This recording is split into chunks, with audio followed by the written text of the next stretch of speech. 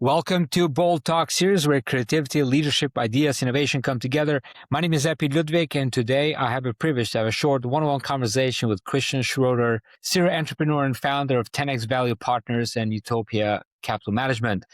Christian, great seeing you. Welcome to our Bold Talk series. How are you?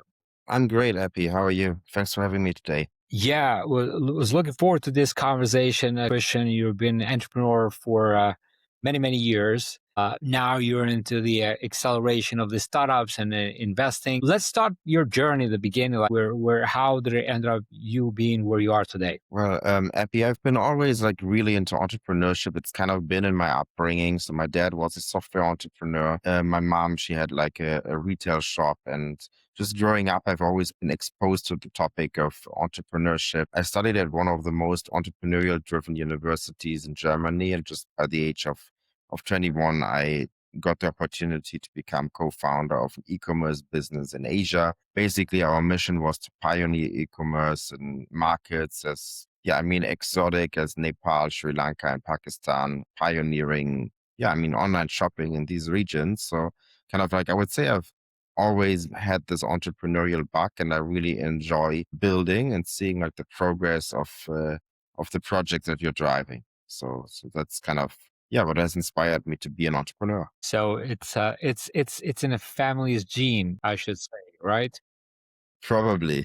How does it feel seeing your parents being entrepreneur and that you being developed and approaching building businesses? I think it's a for sure big role model, my father for me. And he also taught me a lot of principles of how to think about the future, how to identify opportunities. And that has been very impactful for me. Nice. Now, been building multiple companies, investing in over 40 plus 40. others, other high stakes companies. Can you share some kind of leadership decision that was particularly challenging and what you learned from it? I think the challenge of entrepreneurship is not big decisions, but getting the small decisions right every day. So there is what kind of team members do you want to hire? What kind of marketing campaigns do you want to run?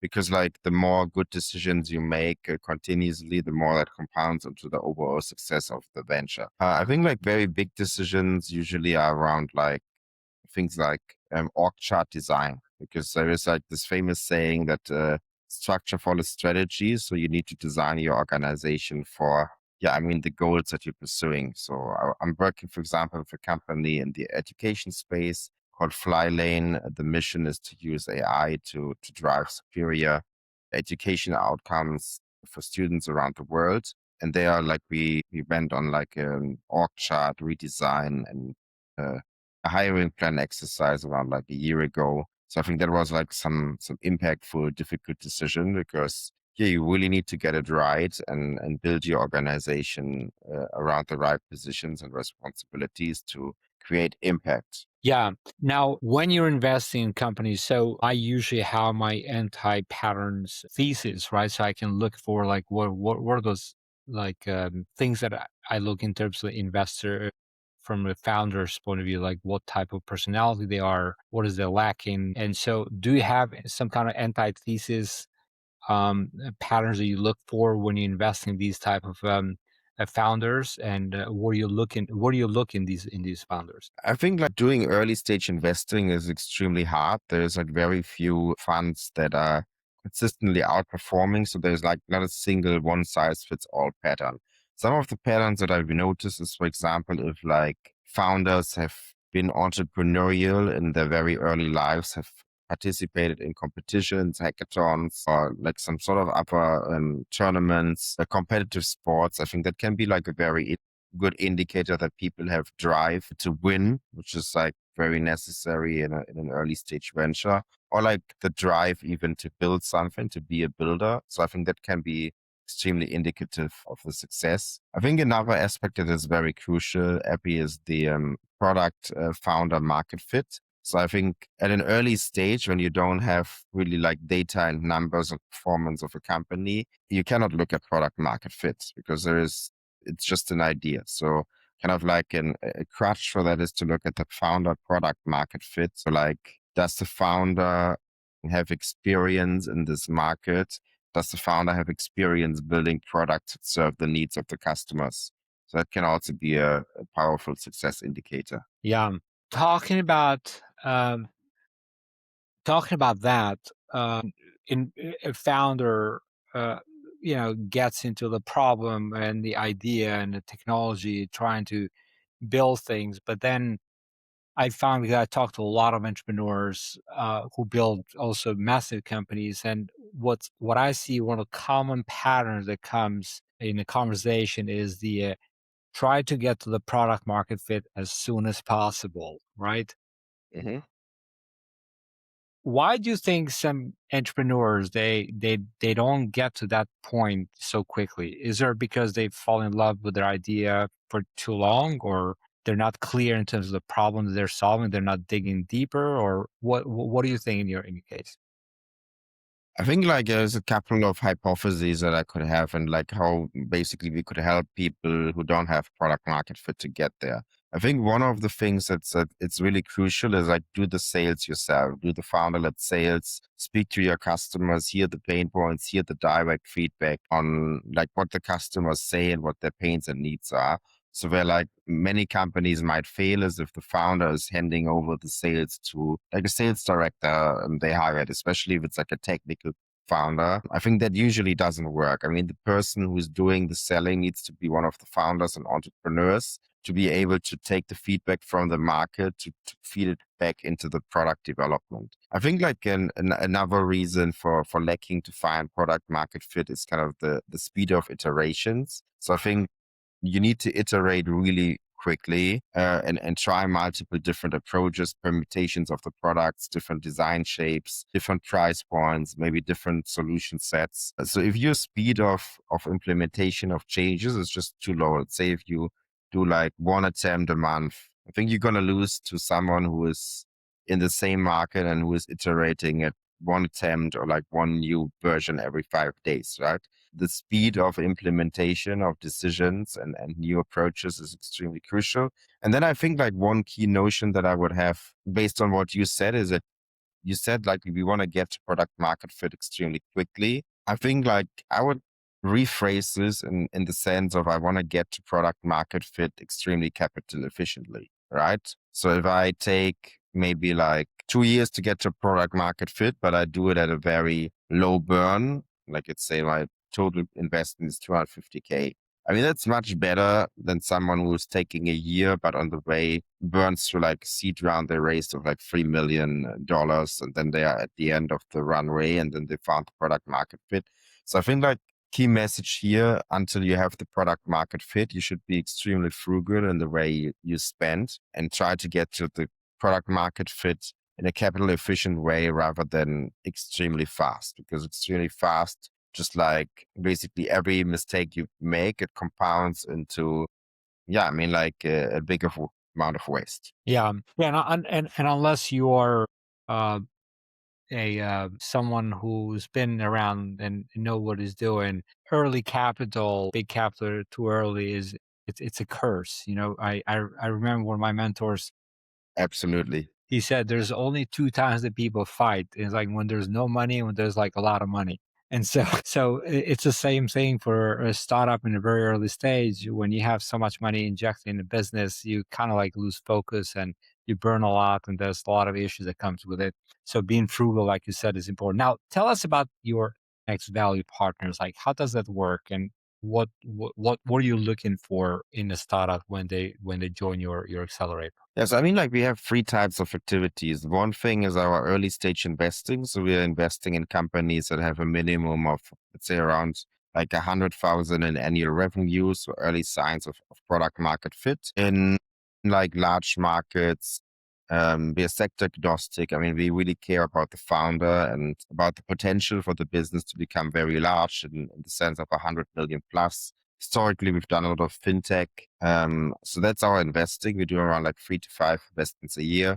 And then we've got a more bespoke program, which is kind of our accelerator program, where we help companies to scale from 1 million in revenue to 100 million in revenue per year over a period of let's say like 2 to 5 years. And here, like I really utilize a lot of my experience from scaling companies myself. I've scaled 2 companies to over 400 people.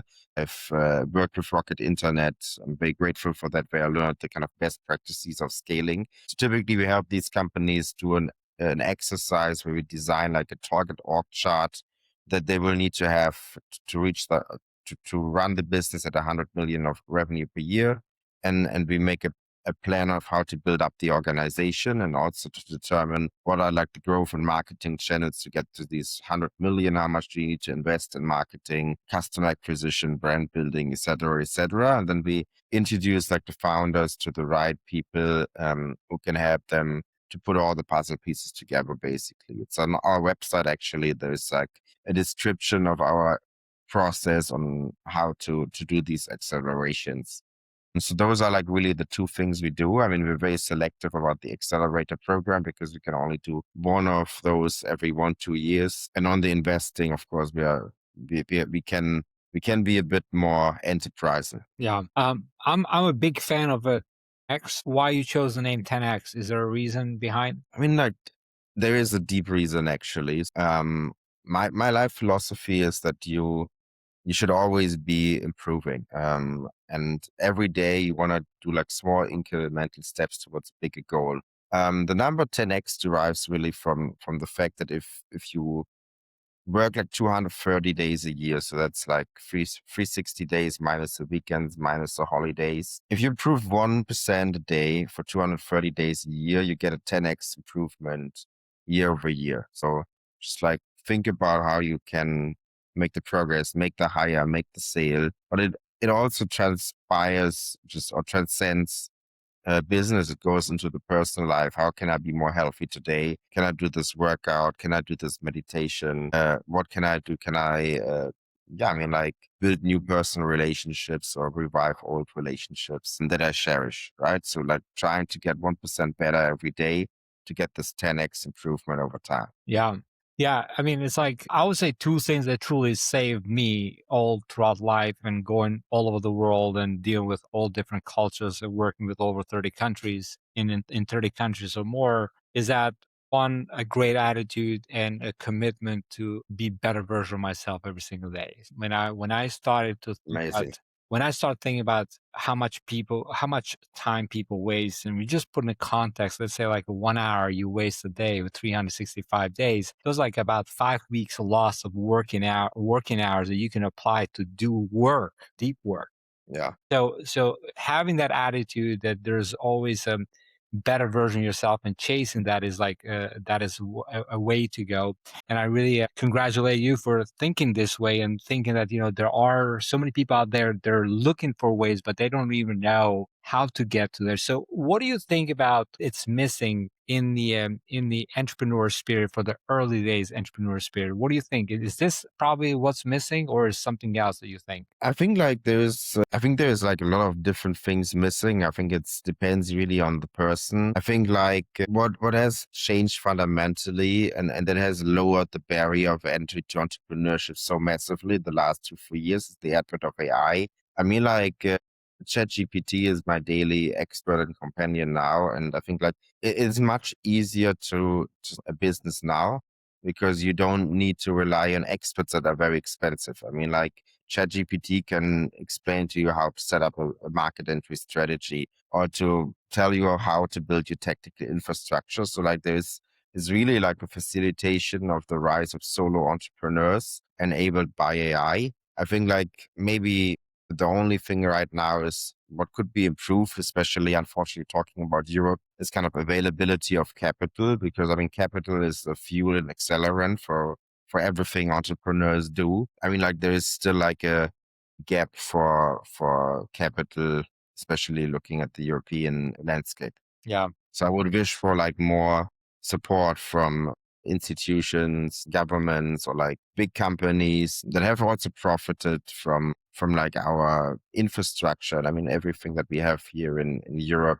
to put more back into the ecosystem and support young entrepreneurs and farmers. Yeah. Yeah. I mean, I travel a lot around Europe and I see that that's one thing that is lacking. And it's also, I think, like the difference because I come from US and then US, obviously the spirit is different. You know, a failure doesn't define you, where in Europe, a failure kind of, you're like that box. Asia is completely worse, you know.